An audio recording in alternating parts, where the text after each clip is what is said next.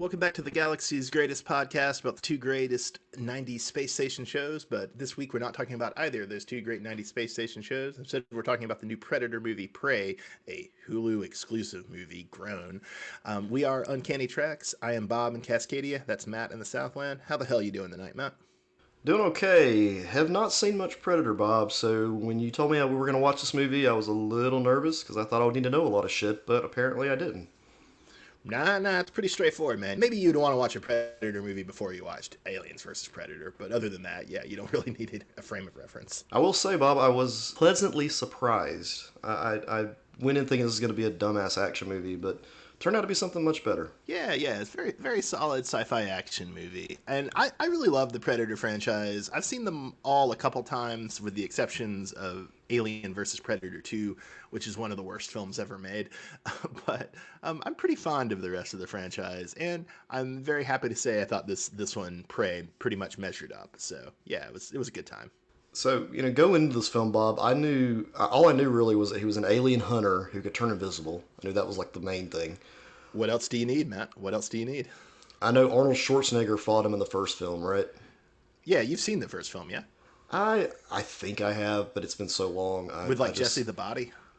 Yeah, I have this image of Arnold just shooting a big ass gun. Like Yeah, that's about all I have. Yeah, that's it. And then I do remember reading somewhere though that Jean Claude Van Damme was originally supposed to play the Predator, but with like a whole different design that looked more like something from Mortal Kombat. Oh, wild. I'm really glad they did not go having JCVD play the Predator. That would not nearly have been as good a movie. Yeah, it's really weird. Like there's some weird history to this film that I've just kind of caught pieces of, as I've been like I read a lot of like stupid articles and listicles and all that bullshit, and like that was something that Now that you say that, I do think like the original plan was to show the Predator a lot more, and so his invisibility was honestly just a gimmick so that they didn't have to show him very much, which, is a good gimmick. And then the only other thing I really knew about the Predator Bob was that he fought Batman and the Xenomorphs at some point. Yeah, those Batman versus Predator comics are pretty fun. You've read some of those? I haven't read them. I've seen the pictures. I've seen They're pretty images. fun. They're pretty fun. Yeah. I think Dave Gibbons drew the first one. Oh, and also there's a fan film for Batman, like a real short film that was called Batman Dead End. And this is before all the Yes. cool. This is before all the new Batman shit came out. This is like after Batman and Robin, but before Batman Begins, and everybody was just like clamoring for more Batman shit, and that was awesome. Was it actually though? It was so cool, Bob. That back then it was because you'd never seen Batman with a gray and black outfit on film, and he was fighting something way more powerful than him. It wasn't, it was cool. It was. Yeah, I knew Batman Dead End was coming up. I kind of hoped we could avoid it, but yeah, somehow I knew. Somehow I knew. Did you have any familiarity with the work of the director of Prey, Dan Trachtenberg? Yeah, he directed an episode of Black Mirror that was called Playtest, which was about video games and AR. That's not the Star Trek one, is it? No. It was Okay. no. It was I just hate it was that one. it was like a season 3 episode. Okay, I didn't see it. It wasn't that great. I mean, it was okay. If you like video games and like some of the like Easter eggs and shit they put in it, it was kind of cool that. But and then he directed the season premiere of The Boys, the Amazon The most Prime recent series. season, No, the first season. first season. Yeah. I believe Matt would call that the series premiere. Oh, I called it a season premiere. Sorry, series premiere. My bad. All right. Yeah. He's only made one other movie, 10 Cloverfield Lane, which is the second Cloverfield movie, and I think it's far and away the best of the three Cloverfield movies. Highly recommend it. Okay, Cloverfield, help me out here. That's like a big monster, right? Yeah. Although the gimmick is that they sort of tell a different story with each movie. So the first one is a little bit of a kaiju movie, although you don't see the kaiju very much. The second one, 10 Cloverfield Lane, is more of a survival kind of horror movie with John Goodman. And then the third one is a little bit more of a space opera. The Oh, third okay. one was the one they like announced in a Super Bowl commercial that was like dropping on Netflix like right after a Super Bowl like 4 or 5 years ago. Oh, okay. Yeah, I'm more familiar with the first film. That's the one I remember. I would say that's the worst of the three. I mean, I don't think either the first one or the third one are amazing, but I would say the first one is the worst. It's Yeah. not terrible, but Only reason I remember it too is that I read some reviews for it, and like it has the shaky camera shit that I can't oh take yeah, that. Like my eyes yeah. can't handle that. I get motion sickness, so that one was off the table for me. Unless I'm forgetting, and I don't think I am, the second and the third one, no shaky cam, and also kind of like the Predator movies, you can just watch one. You don't need to have seen the whole series or anything. Should we address the big bone of contention up front, Matt? Yeah, the big bone of contention that like immediately took place when I turned the film on. Go right ahead, Bob. Yes, yes. So yes, Amber Midthunder, who is our leading actress and who is Sue, she's playing Naru. She does look a hell of a lot like Aubrey Plaza. Yeah, it took me a minute to adjust and realize it wasn't Aubrey Plaza, and to make my brain say, "That's not Aubrey Plaza, Matt. That's someone else." It was so weird. My brain just kept saying, "Look, Aubrey Plaza," and I'm like, "No, no, brain, stop. Not Aubrey Plaza." Like I Internet Movie Databased it, and like pulled up an image of her, and I'm like, "Okay, Matt, different person. You can see it. She just kind of looks like her in this film." I mean, she pretty much always sort of looks like her. Did you? So you haven't seen the FX show Legion? I have, yeah. Once you mentioned that, I was like, okay, yeah, now I see. Okay, I get it. Yeah, yeah. She plays Yeah. the double character Carrie on Legion, and it's a really cool role. Although my boy Noah and I had like a recurring thing where like we really liked the concept of the character, and we really liked Amber Midthunder's performance, but the fight scenes of that character Carrie on Legion, like she was supposed to be like super badass character, but the fight scenes were like always really terrible, and we couldn't decide like is the show bad at this or is it like intentionally making these fight scenes terrible. As much as we love that show Legion, which I think is one of the greatest TV shows of the last 10 years, we can never figure that out. Although after having seen Predator Prey, I can at least say that okay, it's not Amber Midthunder's part. She's a great action actress, you know, like it was the choreographer or whoever in Legion. It wasn't her. Yeah, that's what I was about to say. It's probably just who was ever in charge of choreography just did a shitty job. Yeah, yeah. It was weird. It was weird. And I guess while I'm on sources of annoyance, I want to again stress how deeply annoyed I am that I had to borrow a friend's Hulu account, thanks Allie, rather than go see this in the theater like a normal human being. That was very annoying. Yeah, that's been a complaint in like a lot of the reviews. Like, why was there no theatrical release for this? Yeah, it's insane. Like this is like this. I mean, some movies I get you don't want to spend like the money on going to the theater. Blah blah blah. It's hard to find a babysitter for the kids. Blah blah blah. But it's like, come on, it's a sci-fi action movie. It's meant to be seen on the big screen. Yeah, and just so you know this, Bob, in some other countries, this was actually released on Disney Plus. Does that seem fucked up to you? Well, I mean, Matt, I'm grateful that you give me your Disney Plus, like so I don't have to pay for it.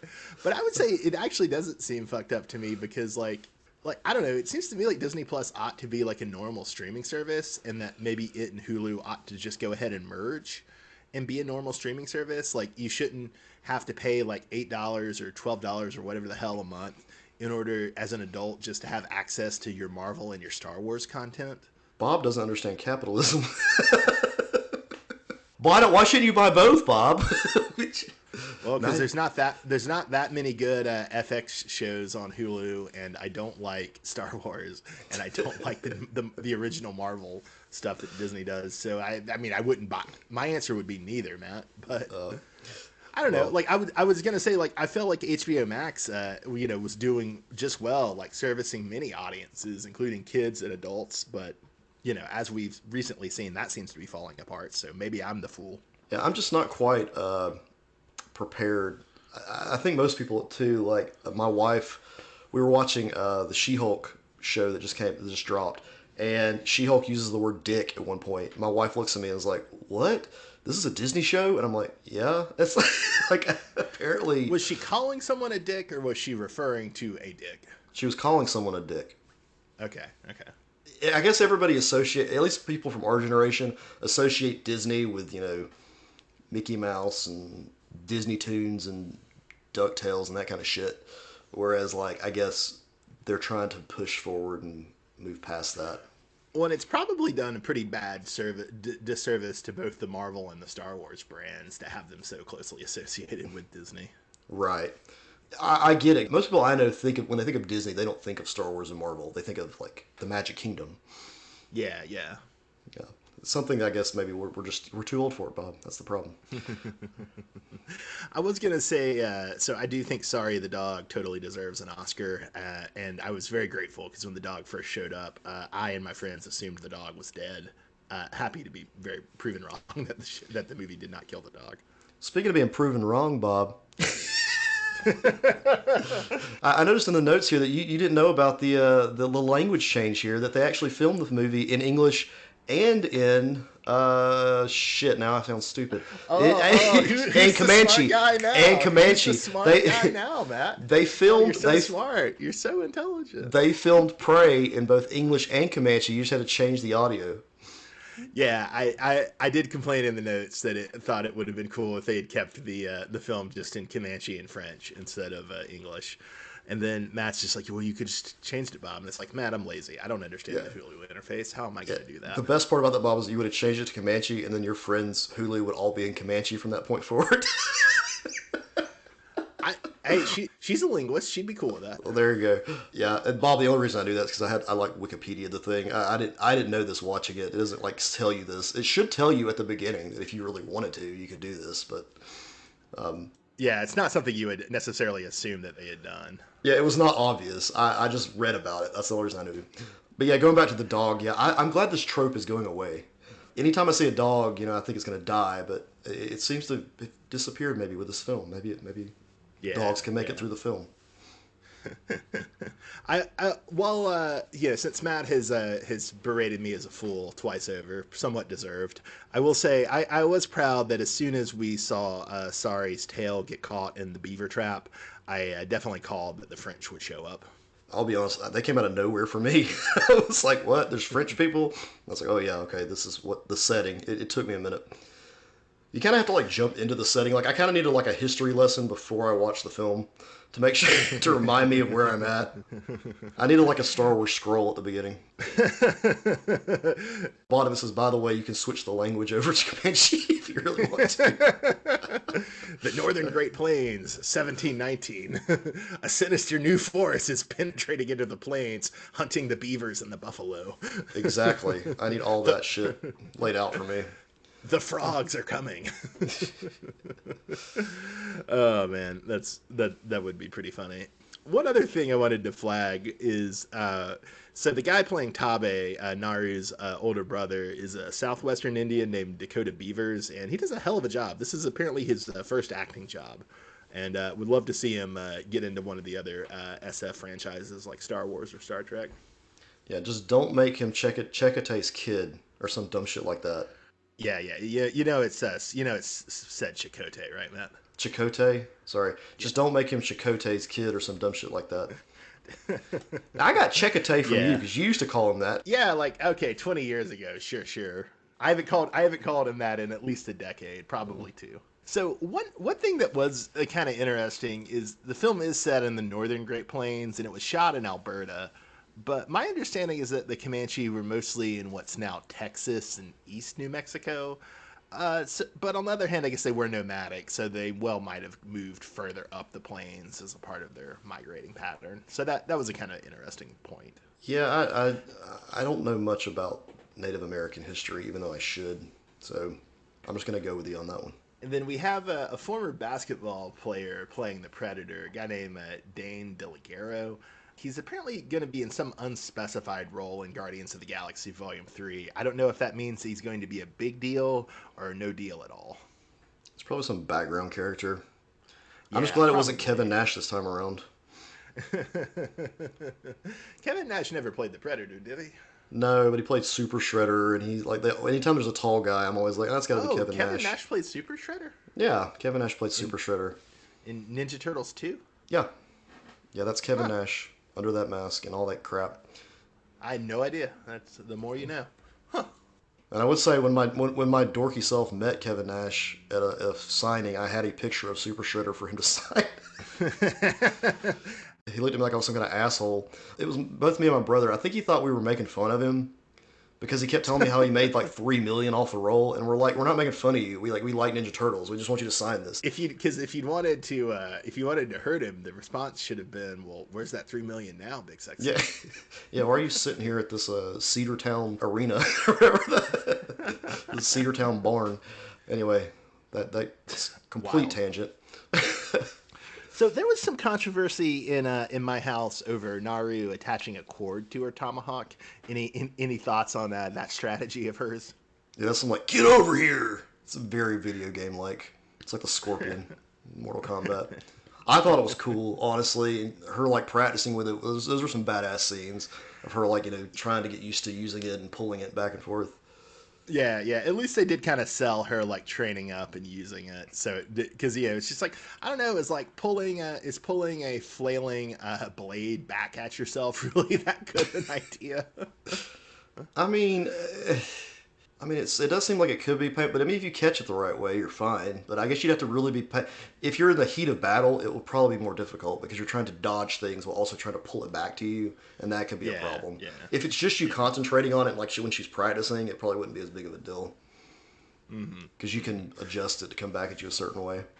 Yeah, yeah. And I guess to keep going on the combat, one of the things I did enjoy about this movie was how it kind of built up with the Predator like being in combat with like increasingly large series of animals. So, first we have the Predator killing the rattlesnake, then we have him fighting a coyote, then we move up to the bear. But like the bear and the coyote fights in particular were cool, and we get to see like the coyote like make a solid bite on the Predator's force shield. That was pretty cool.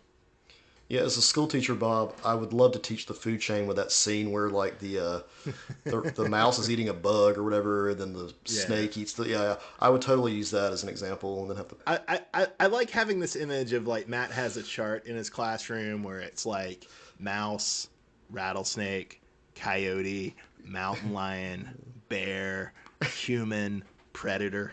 Exactly. They need to know. That's predators at the top of the food chain. Predators at the top of the food chain, baby. Oh man, speaking of the predator being on top, I really did enjoy the anti-fur and flesh spray the predator had to clean his skulls. That was deeply amusing. Was that not like in another film? I think it is, but I can't remember. Okay, because the way they shot that scene made it look like that was something we should have seen It's before. like, see, remember this, remember Yeah, this. exactly. So I don't really want to fault this movie because I enjoyed it quite a bit. But if I were to fault it, I do feel like the Predator and Naru kill a kind of absurd number of French trappers. I mean, it's a horror film, so it kills a bunch of Comanche too. So is it even? No, because like they only kill like what maybe 4 or 5 Comanche characters, and they're all kind of like they're mostly like established characters. Like they have names and like recognizable personality traits and weapons. But then like it's just the Predator and Naru just start like mowing through like literally it feels like 2 dozen French trappers. Not that I think like the French are like so badass that Naru and the Predator couldn't kill them, but it just I don't know. Really, you're gonna send like 2 dozen guys out on like a trapping expedition? It just seemed a little silly. Bob, it's a social commentary on the white man taking the land. Hey man, I was very happy to see the white man get got. I will say though that I think there is some way in which making it the French makes it more comfortable for the American viewing audience, where it can be like, oh, the stupid Frenchman. Where like in a better film, the Predator and a badass female Indian lead would just be murdering Americans, and I think that would be good, and we should encourage that. Bob, if you ever run for political office, we're going to put that in your commercials. That soundbite right there. Bob wants predators in Comanche to murder innocent Americans. Yeah, yeah. Specifically like white Anglo-Saxon Protestant Yeah, Americans. Just go for them. Get their kids too. Why not? yeah. Oh man. So who would you say was your favorite major character or performer of the movie, Matt? Yeah, Bob asked this question like there's any other answer. It's Naru, Bob. Naru's the best character in this movie. Yeah. I know. You just have to go through the motions. You have to go through the motions, and then we're gonna have a little controversy here. But who's your least favorite character or performance, Matt? Bob, my least favorite character is the damn bear. I didn't know bears were so Ooh. fucking scary. God. Oh, I thought you were gonna say the bear was bad CGI. Okay, no, No, I you don't were care about actually that. frightened by the bear. Okay. Do bears move that fast? I thought I bears were think they can. slower. I think Jeez. they can. If you aren't afraid of bears right now, if you watch this film, you will be scared of bears. I will never go anywhere near a bear now. That thing was quick. But Matt, the next time you come to Seattle, we want to take you to a bear bar. You'll do very well there. No, we're not going to a bear. I know what that is, Bob. We're not going to a bear bar. You'll do very well. No, I will not. No. You'll get a lot of free drinks. No, no, no. Not going to a bear bar. Yeah, you will. You get a lot of positive attention. You do a podcast. You like attention. I don't want hugs, Bob. I don't want no. All right, who's your least favorite character, Bob? I go with Wasape. He was the jerk who sucker punched Naru, which was actually a really funny bit, and a very good kind of antagonist character. Another first time actor played Wasape, a guy named Stormy Kip. Very entertaining role. Yeah, I was very surprised when he did sucker punch Naru. The whole infighting between male and female was like you don't see that all the time as violent as you did here. Yeah, yeah. It was like an interesting way to handle it. And I guess it was like somewhat made less creepy than it might usually be because you get the sense that like they've known each other for a long time and are in the same community. So it's like it just is them fighting and there's not any real subtext to it. Exactly. Yeah, it was like I don't know, brother and sister fighting, but they're not really brother and Yeah, sister. exactly. But brother and That's sister a good way to fighting, put and it. brother and sister drawing drawing blood though. Like Yeah, you know, yeah. yeah. So what was your favorite visual, Matt? So I really like the scene where Naru is trapped in that mud pit because it's shot so simple, yet it kind of left me on the edge of my seat after so many like failed attempts with that axe. Like I kept waiting for her to actually connect with that axe, and each time she did, she sank a little further, just a little further. And they didn't make it. I mean, it wasn't obvious, but it was kind of like I just thought she was going to die right there. That was going to be the end of the film. Nice. It was Nice, like a nice. slow descent. Yeah, yeah. It was very suspenseful, very suspenseful. I guess I would go to kind of go for the polar opposite of what you went with. I really enjoyed the bear and the predator going full WWF on each other, especially that visual where the bear has like a mouthful of the predator's green blood. I thought that was neat. Any fight the Predator was in this movie was like fantastic. They did a great job choreographing like everything involving like the Predator and the fight scenes. Were there any things that you noticed that there was like you were like, yeah, this is kind of not that great, like as far as the fighting goes? Not really, not really. I mean, sometimes the CGI was maybe a little forced, but I was mostly willing to suspend my disbelief and go with it. Yeah, I felt like my eyes have like adapted to that at this point. They're just kind of like, okay. See, I know they didn't get a real bear. Like I know that, you know what I mean. Like, Why can't they get real bears in movies anymore? yeah, God damn it. it's like I can live with it. So, Bob, when it comes to this, the strange category you have called favorite sound choice, I try to think of one, and I came up with the Predator click. That classic Predator click is that's my favorite sound in this movie. Just because it reminds you of something in your life, right, Matt? That, it just reminds me of like the other. It's recognizable, even though I haven't really watched I haven't watched the other Predator movies. I know that sound, and it just sticks with me. It has a very palpable influence on you, you're saying. Yeah, yeah. So, what's your favorite sound choice, Bob, in this film? I mean, it pales in comparison to the mystery and vagueness of your love for the Predator click, Matt. But I really did enjoy the sound of Naru getting knocked out repeatedly. I thought they did a pretty good job of that. And I don't know, as somebody who loves Philip Marlowe novels of where Marlowe gets knocked out a lot, like it just made her feel like very like a Philip Marlowe character, and I appreciated that. All right, Bob. So, your favorite scene of just ultra violence in this film? What did you go for? I would say, I mean, it's very obvious in terms of the anti white man allegory, but I really enjoyed the Predator hurling the foot trap at a trapper. That was pretty satisfying. That was a cool. Yeah, that was really cool. I thought that the way it ended with the Predator's helmet being used to like kill the Predator was really clever and a nice visual. Seeing the three little red targets on the Predator himself, that was awesome. Yeah, yeah. No, that is good because they did that well with the three red sniper dots with like the audience knowing what it means, but with like the characters having no frame of reference for it. That was very Right. well done. Any regrets, Matt?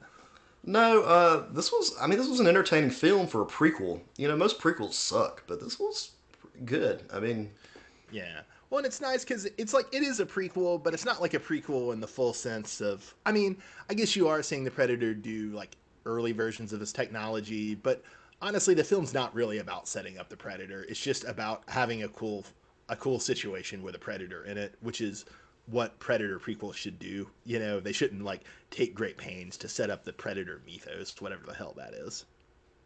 yeah, exactly, and that's why this film, I think, and even with the name of the film, Prey. Like I saw it so many times on Hulu and had no clue what it was until you mentioned Yeah, it. I still think that is a little weird that they called it Prey and not like Predator colon Prey or something. Yeah, and it has a different name in Canada, Skull. Oh, that's a much better title. So, Matt, any desire for the next Predator movie beside the fact that it should not be a Hulu original? Yeah, I want to see Predator hunting Jesus. That could be one film. Hell yeah. Hell I yeah, dig brother. that. I dig that. I want to see Predator showing up during the American Civil War. The only thing I object to that is I want to see the Predator kill a lot of Confederates, but I don't want any implication that the Confederates were like dangerous game or hard to kill, which they clearly weren't. Right. So, I don't know. I'm a little torn about that. Yeah. I want this to be like a period piece, historical fiction, of course, but like as real You want as real as you can you get. you want to see the Predators march to the sea? You want to Yeah. see Yeah. them burn the Predator burn Atlanta, baby? Yes. I want to see Hell yeah, the Predator. hell yeah. Yeah. And then I want to see a samurai film or samurai take on the Predator. Yeah, I think that's what everybody wants to see is a Predator versus Samurai. And I mean, I'm down for Predators against any famous warrior culture. Have the Predator fight the Mongols. Have the Predator fight the Vikings. Have the Predator fight the Zulus. I'm here for it. I also wouldn't mind, and this is something you see the fans request sometimes, like an all alien Predator movie. That would be kind of cool. And, you know, I wouldn't mind seeing like a rumble between the Xenomorphs, the Predators, and the Engineers from Prometheus. That would be great, actually. Yeah, that would be a good film. I totally want Yeah. to see that.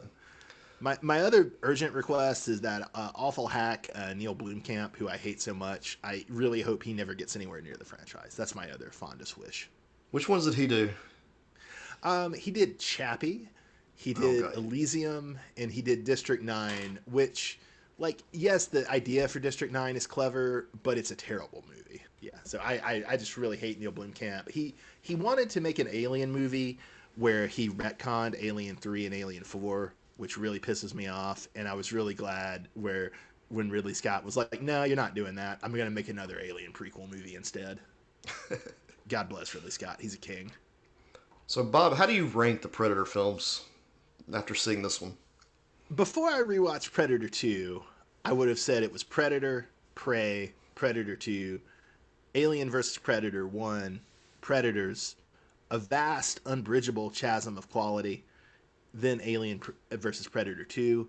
But I did rewatch Predator 2 after watching Prey, and I do think I would now slightly edge Predator 2 over Prey. I mean, Prey is great. Amber Midthunder is a great lead, but she's not Danny Glover. Yeah. Yeah, I'll probably have to watch Predator 2 now if it's that good. Predator 2 is a hoot, man. There's some weird stuff in it. It doesn't entirely hang together, but I mean, it does have a voodoo gangster telling you that there's no killing what can't be killed. Nice. All right. Well, this has been Uncanny Treks, our bonus episode on Predator 4, aka Prey. We'll be back pretty soon with more Babylon 5 versus Star Trek DS9. So stay tuned. I'm Bob in Cascadia. That's Matt in the Southland. Have a great night, everybody. Thanks for listening.